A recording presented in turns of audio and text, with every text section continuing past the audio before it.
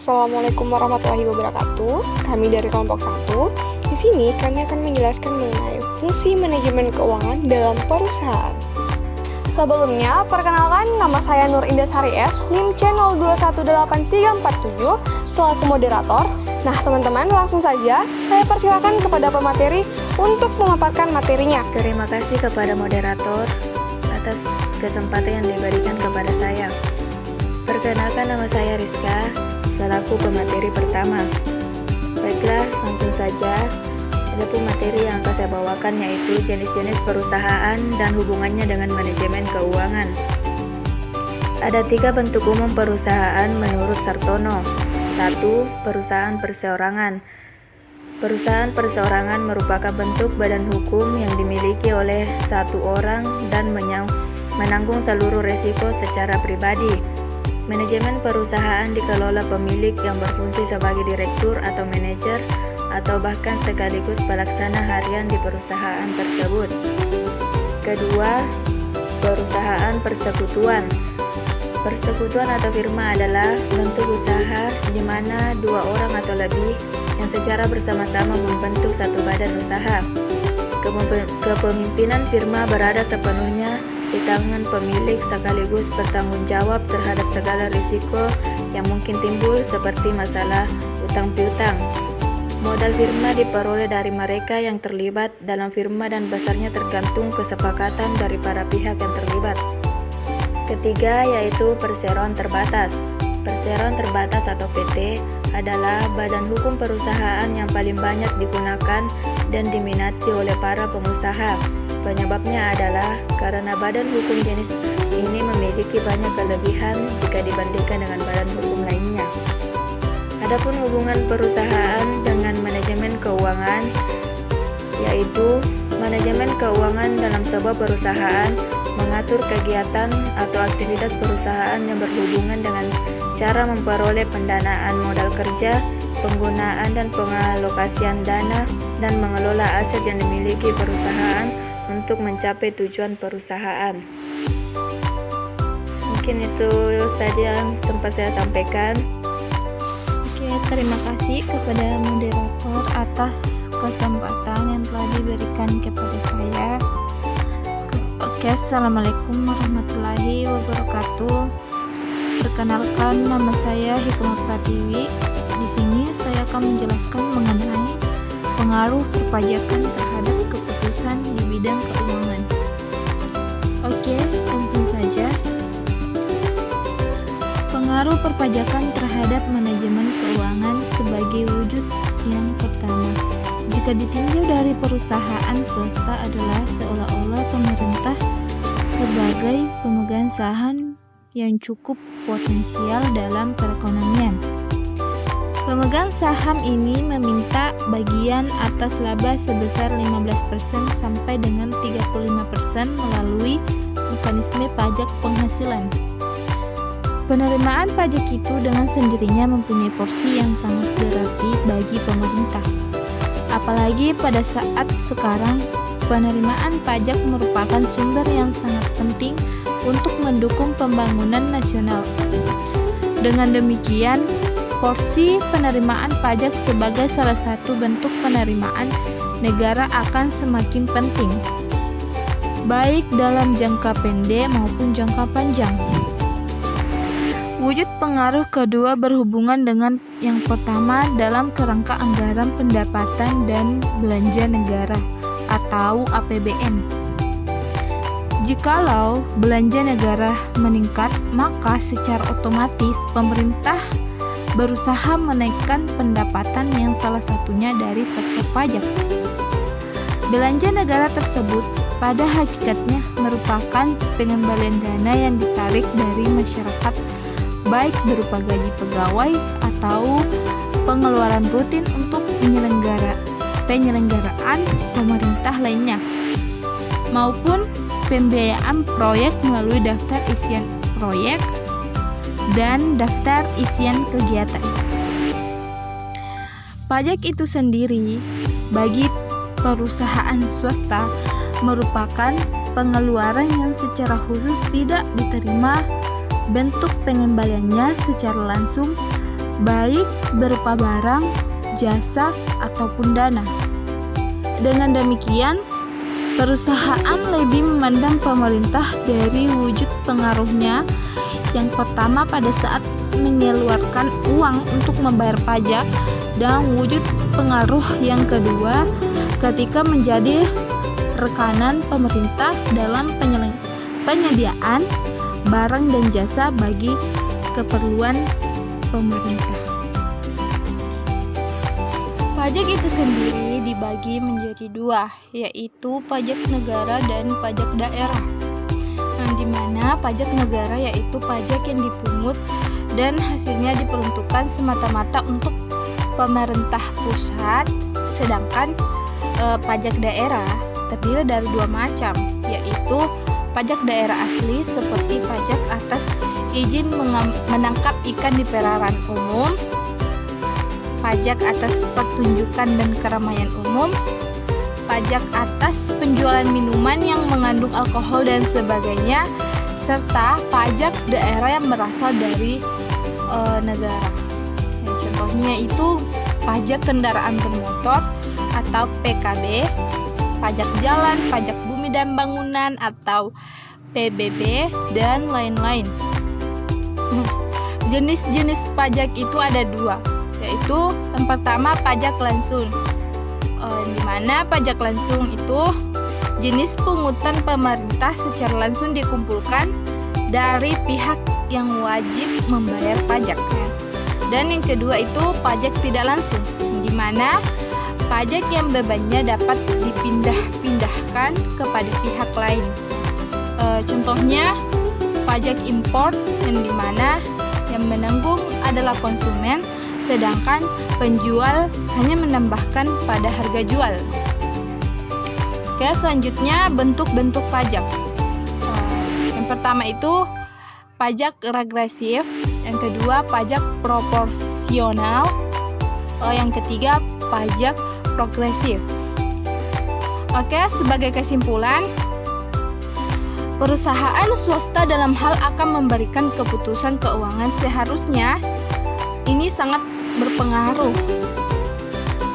Nah, sebagai kesimpulan, perusahaan swasta dalam hal akan memberikan keputusan keuangan harus memperhatikan peraturan pajak karena hal ini sangat berpengaruh pada manajemen keuangan perusahaan tersebut. Nah, pengaruh itu sendiri jelas bahwa pembayaran pajak merupakan pengurang dari keuntungan perusahaan, sedangkan pajak yang dibayarkan oleh perusahaan itu sendiri juga untuk membiayai pembangunan nasional yang secara langsung maupun tidak langsung. Ada dampaknya bagi kelangsungan usaha yang dikelola oleh perusahaan swasta tersebut. Seorang direksi atau manajer keuangan dalam membangun keputusan keuangan harus selalu memperhatikan kebijakan pemerintah yang berkaitan dengan perpajakan, karena peraturan perpajakan bisa berubah-ubah sesuai dengan keputusan Menteri Keuangan maupun dari Ditjen Pajak. Dari pembahasan tadi jelas sekali bahwa peraturan perpajakan yang dikeluarkan oleh pemerintah sangat berpengaruh kepada langkah-langkah atau kebijakan manajemen di bidang keuangan perusahaan. Baiklah, terima kasih kepada moderator atas kesempatan yang telah diberikan. Perkenalkan, nama saya Aco Abdul Wahid. Langsung saja saya akan membahas materi tentang yaitu metode depresiasi, Strickland, Decklin, belanja dan Marx dan pengaruhnya terhadap keputusan di bidang keuangan. Depresiasi, lokasi kos aktiva tetap berwujud sebagai biaya dalam bentuk periode yang menerima manfaat secara rasional dan sistematis. Depresiasi bersifat mengurangi penghasilan kena pajak. Metode depresiasi ada 3 poin. Yang pertama, garis lurus Deklin mengalokasikan depresiasi dari tahun ke tahun besarnya sama. Poin kedua, saldo menurun, double deklin belanja, mengalokasikan biaya depresiasi dari persentase tetap dari nilai buku neto. Poin ketiga, metode depresiasi tercepat. Dalam akuntansi, depresiasi diakui biaya sehingga mengurangi penghasilan kena pajak. Biaya depresiasi digunakan untuk mengurangi hasil penjualan. Biaya depresiasi adalah biaya yang dikenakan mengeluarkan kas. Oleh karena itu, laba setelah pajak tidak mencerminkan aliran kas. Terima kasih kepada moderator atas kesempatan yang diberikan kepada saya. Perkenalkan, nama saya Friska Khairunisa. Baik, langsung saja saya akan memaparkan materi. Pengaruh depresiasi terhadap keputusan di bidang keuangan.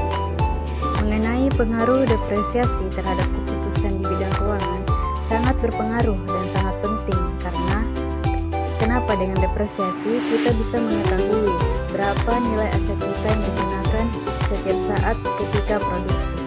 Jika kita memiliki perusahaan dan tidak melakukan depresiasi nilai aset dengan tepat dan benar, maka kita tidak akan mengetahui dengan pasti nilai dari bisnis perusahaan yang dikelola. Nilai aset yang tercatat dalam buku akan melebihi nilai yang sewajarnya, sehingga keuntungan perusahaan bisa terekam lebih besar dari yang ada. Bismillahirrahmanirrahim. Assalamualaikum warahmatullahi wabarakatuh. Perkenalkan, nama saya Nur Fadilah, NIM channel 218364. Sebelum melanjutkan materi selanjutnya, perkenankan saya mengucapkan terima kasih kepada moderator atas kesempatan yang diberikan kepada saya. Baik, langsung saja. Di sini saya akan menjelaskan mengenai aliran dana dan mekanisme pasar keuangan. Seperti yang kita lihat di struktur, bahwa aliran dana itu berasal dari sektor tabungan. Sektor tabungan ini bisa berasal dari bisnis atau perusahaan swasta, pemerintah maupun rumah tangga. Tabungan sendiri yang dimaksud di sini bisa berupa surat berharga atau properti yang memang ditujukan untuk diinvestasikan, yang tujuannya untuk mendapatkan keuntungan di masa depan. Kemudian, surat-surat berharga atau properti yang ingin diinvestasikan nanti bisa diinvestasikan secara langsung melalui perantara broker keuangan. Broker keuangan sendiri merupakan perantara keuangan antara pihak yang ingin berinvestasi dan pihak yang akan menerima investasi. Kemudian, siapa sih pihak penerima investasi dari dana tabungan tadi? Jadi pihak penerima investasi bisa kita lihat di sektor investasi, di mana bisa saja penerimanya berupa perusahaan-perusahaan swasta, bisa juga pemerintah dan rumah tangga. Selain investasi secara langsung, surat-surat berharga atau properti juga bisa dipertukarkan di pasar sekunder. Nah, apa ini pasar sekunder?